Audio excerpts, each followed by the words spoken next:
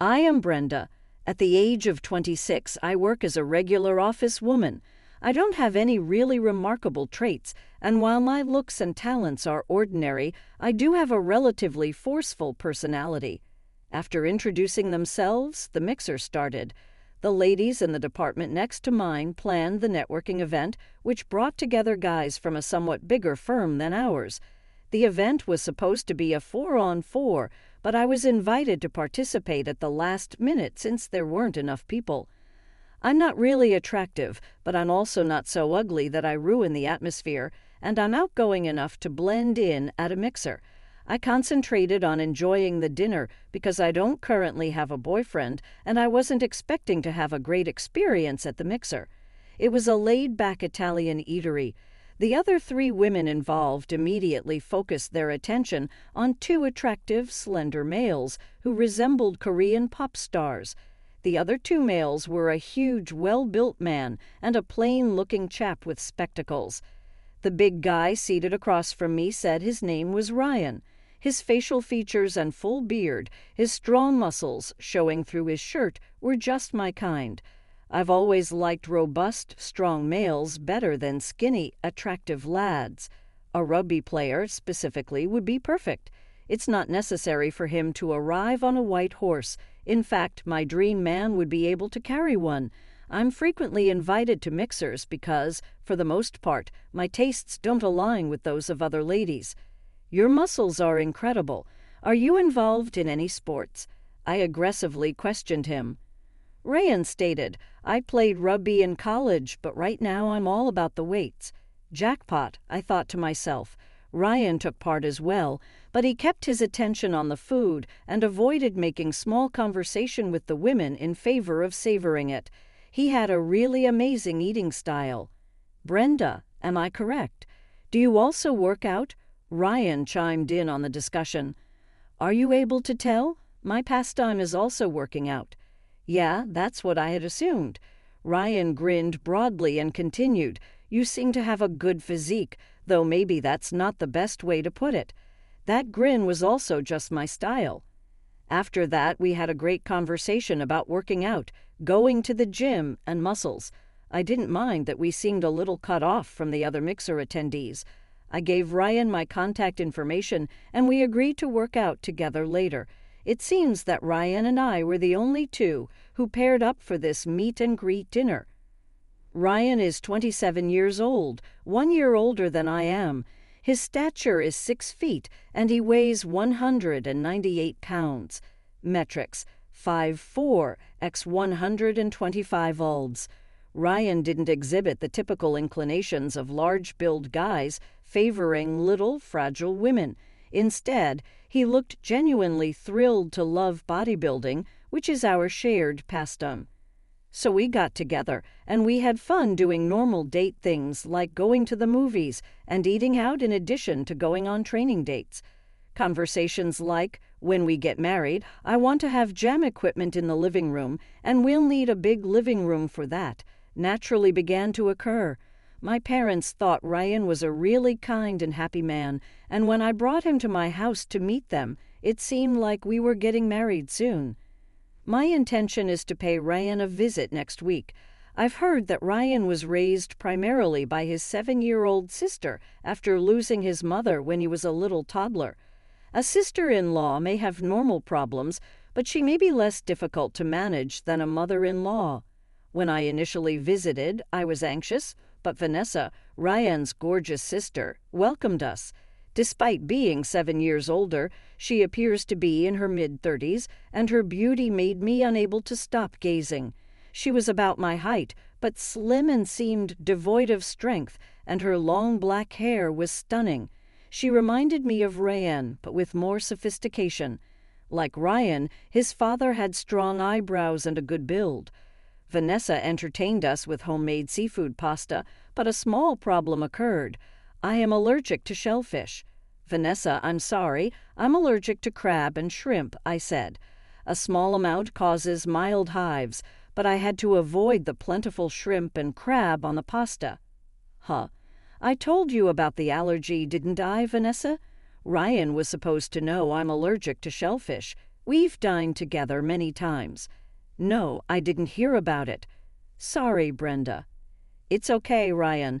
Can you eat this crab and shrimp for me? With that, Ryan gladly said, of course, and took the crab and shrimp from my plate to his. I felt Vanessa's gaze become a bit stern, but I didn't particularly mind. I'll be more careful next time. But Brenda, if you get married, Ryan won't be able to eat crab or shrimp anymore, Vanessa said. I thought that I wouldn't use ingredients that could cause an allergic reaction when cooking myself. I felt a bit guilty, and Vanessa added more words.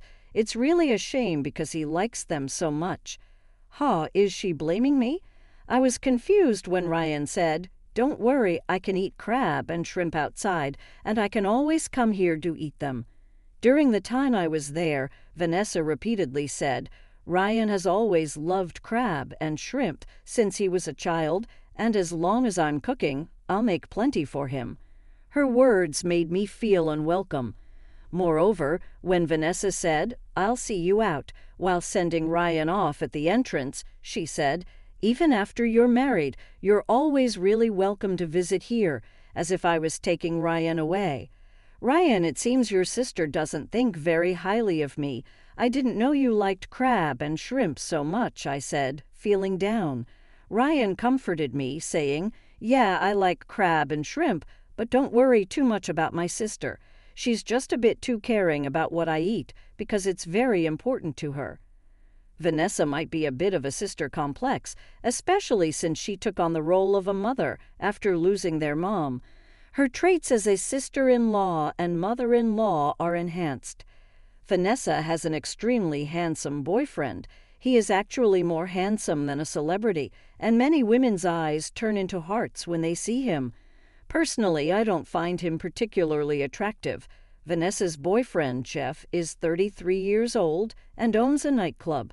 When Vanessa used to work, she was taken to the club by a colleague, and Jeff was the top bartender at the time. His job involved charming women to earn money, but he ultimately fell for Vanessa and decided to become independent and a business owner.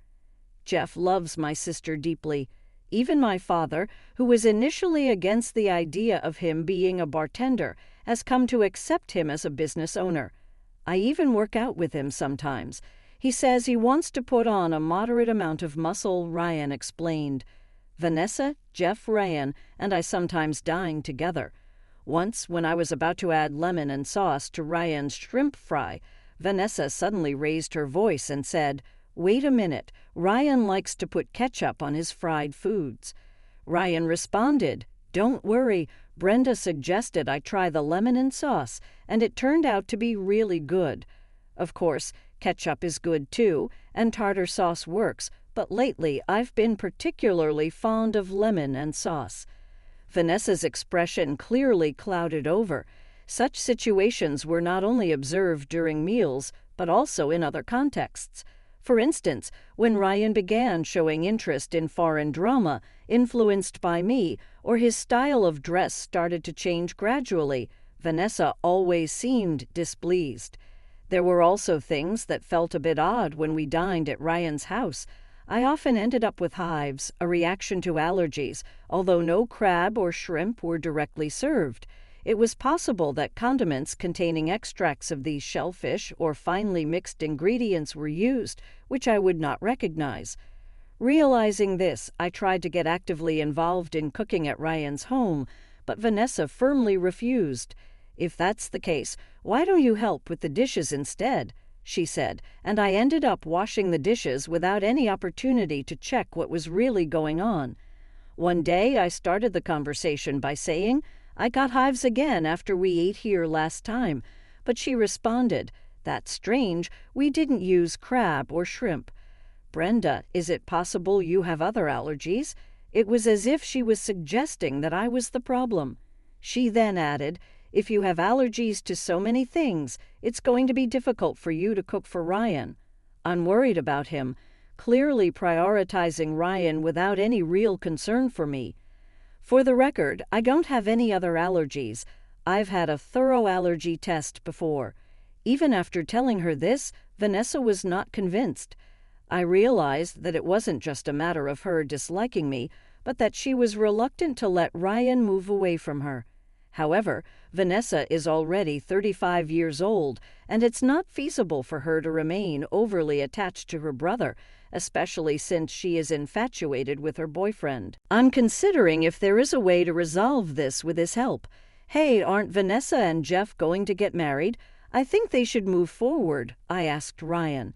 He replied, I've talked about it many times too, but she says she can't think about marriage until I'm settled and married.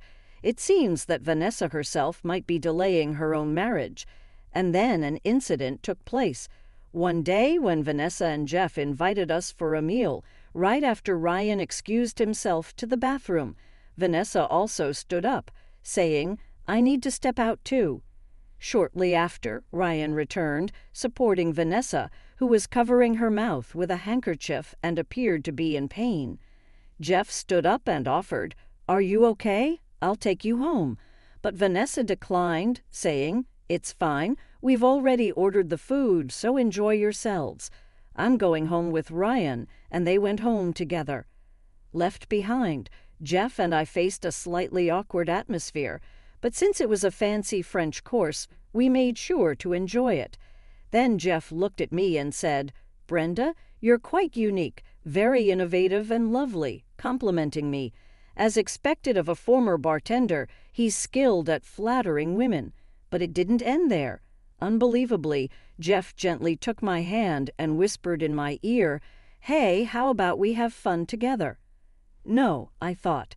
What is he thinking right after his girlfriend, feeling unwell, just left? He's supposed to be crazy about Vanessa. Handsome as he may be, his behavior was questionable. This action triggered a flurry of questions in my mind. Please stop joking. Vanessa would be sad if she heard this, I lightly admonished him, but Jeff's response was unexpected. With a meaningful smile, he said, She won't be upset. Anyway, I'm not at all interested in handsome men. I stated clearly, showing my intention to decline. To that, Jeff just laughed and said, You're interesting, Brenda, without taking offense. Refusing his offer to drive me, I hurried to the station while contacting Ryan. I felt a strong need to see Ryan. Why did you call me to such a place? What happened?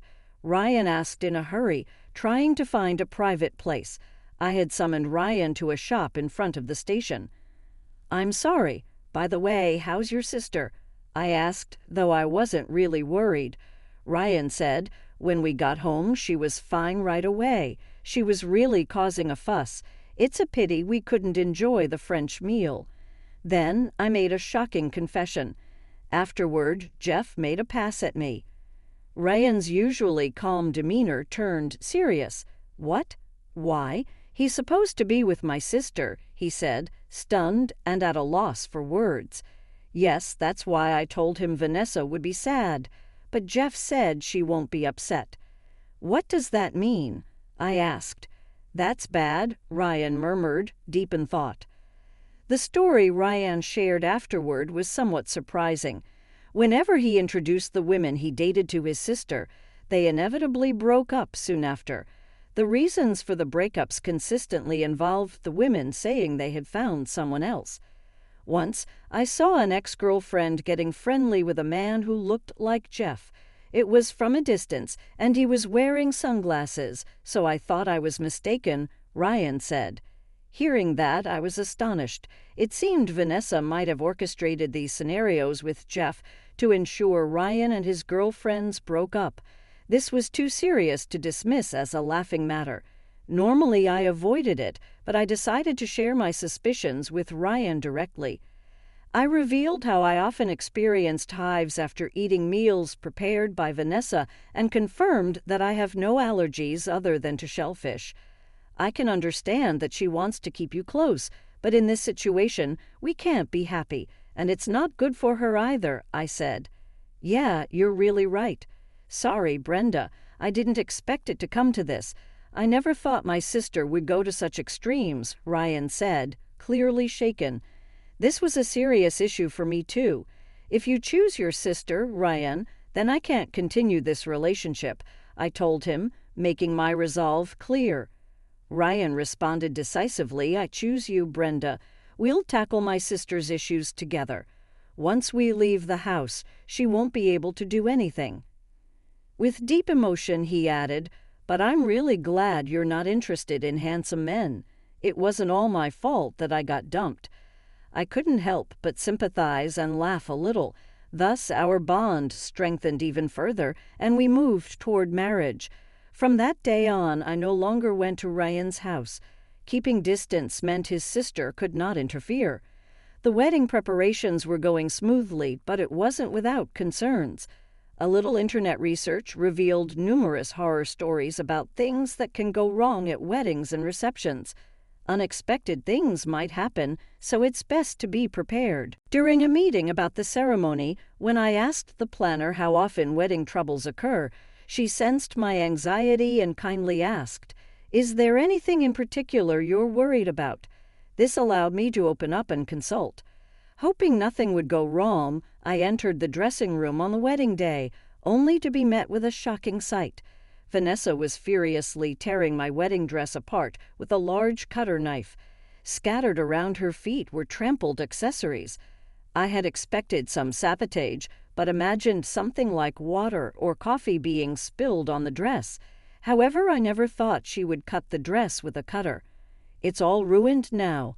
What a shame," Vanessa said, a smile playing on her beautiful face. But I responded without flinching. "It's all rentals anyway. Naturally, most people don't order their wedding dresses as expensive haute couture." Her smile faltered a bit. "What? But you can't have a wedding without a dress." "Just in case, I have a spare dress prepared. It's a shame because I liked the ruined dress more, but I guess I'll have to go with the other one," I replied as calmly as possible. Just then, there was a knock on the door, and Ryan entered the dressing room. Seeing the situation, Ryan was at a loss for words. "Vanessa, why would you do something like this?" The planner with me then asked, "All these dresses and accessories belong to the venue. Should I report the damage to the police?" "We'll cover all the costs. I don't want a criminal in the family on our wedding day," Ryan responded. When Ryan used the word criminal, his sister finally grasped the situation and started yelling, "Criminal? What are you talking about? I'm just against this marriage." "Too bad, but we're already legally married and officially a couple. Canceling today's ceremony won't mean anything," I told her. After a moment of shock, she collapsed to the floor, murmuring, "No, that can't be true. It's a lie." At that moment, Ryan continued, "Please stop, Vanessa. I don't want to hate you." At his words, she broke down crying like a child. Ryan. I asked Ryan to take her out of the dressing room, and I quickly fixed my makeup and changed into the spare dress. At that time, my family and Ryan's father had arrived at the venue, and by chance, Jeff also showed up. "I can't believe she actually went through with it," Jeff said, making me wish he had intervened earlier if he foresaw this. But he probably didn't want to stop her, as he was an accomplice. No one could have stopped her. I left Vanessa in Jeff's care, unable to stop her tears, and Ryan and I explained everything to our parents. Although everyone was a bit panicked, our calmness shifted the atmosphere too. "Let's just get through the wedding and reception smoothly today." Throughout the wedding, Vanessa kept crying, and at the reception, she constantly covered her eyes with a handkerchief. People who didn't know the situation thought she was just sad about her brother leaving home and looked on sympathetically. After somehow getting through the wedding and reception, we spent a night in a downtown hotel and then flew to Italy for our honeymoon. A week-long culinary tour awaited us. Ryan's words, "I don't want to dislike you any more than I already do," must have been the greatest punishment for her. 3 months later, Jeff visited our new home. True to his understanding of women, he brought a large bouquet of flowers as a gift. Since then, Ryan had not gone back to his parents' home, so he hadn't seen his sister. Occasionally, she would contact him, but Ryan curtly refused her calls. However, it seemed he was still concerned about her. When he asked Jeff about her recent condition, an unexpected reply came. "Actually, I've been thinking about breaking up." "What?" Ryan exclaimed in surprise as Jeff continued. "After that incident, she lost her former self. I used to love her for her efforts for your sake," he said vaguely. "However, I thought it's better for Jeff to stay by her side. Without him, who knows when she might cause trouble again. Maybe you should get married and have children. If she has a boy who looks like Ryan, she might regain her passion," I suggested. "I admit I have a calculating side, but I want to protect our current life at all costs, especially now that I am pregnant and cannot shake the anxiety about what would happen if we had a boy who resembled Ryan." To my surprise, Jeff was excited by my innovative idea. "I see. I hadn't considered marriage before, but I'll think it over." "Thanks," he replied enthusiastically. Indeed, just a month later, they were registered as a married couple. The former bartender's quick response and decisiveness were astonishing. Our child, a boy who looks just like me, was born later. I felt relieved that Vanessa would not be interested in him. Although I wasn't very interested in children before, I now appreciate the special cuteness of my own child. I can now somewhat understand the attachment Ryan's sister showed towards him. When Ryan said, "Christine, don't become like my sister," his expression was a bit sad and complicated. As intended, Jeff and his wife went on to conceive a kid. She became pregnant easily and gave birth to her child. Instead of the son we thought would look like Ryan, they had a gorgeous little girl who was as priceless as a pearl. Surprisingly, Jeff, rather than Vanessa, fell in love with their daughter. Even though we never asked for them, he would occasionally give us adorable pictures of her as a child. She just celebrated her first birthday and has become even more endearing and lovely. Although our 2-year-old little mischievous monster is quite the monster, it just makes him cuter. Jeff has claimed that he will frighten off any potential boyfriends for his daughter by any means necessary. In that sense, the couple's personalities appear to be comparable. They appear to have arguments about their daughter on a regular basis, but I don't really care. I think it a little odd that they only ever send pictures of their kid and never the entire family, but that is not my problem. Ultimately, I have another pregnancy due in 2 months, and this time it will be twins. The tiny ones need a lot of care since they are just as busy as miniature monsters. I don't have extra time to think about the problems of another family. Ryan is the only one who uses the training machine that is set up in our huge living room. Ultimately, my intention was to utilize it for managing my weight after giving birth, but I didn't realize it was being utilized for hanging clothes. I came to see how crucial it was to keep up the endurance and strength required to chase after our kids. We really ought to relocate the machine and visit the gym if we have more children. But we'll have plenty of weights even without the machine. Ryan cracks jokes while squatting and carrying our baby on his back. I was reminded of how much I adore that about him as I watched him.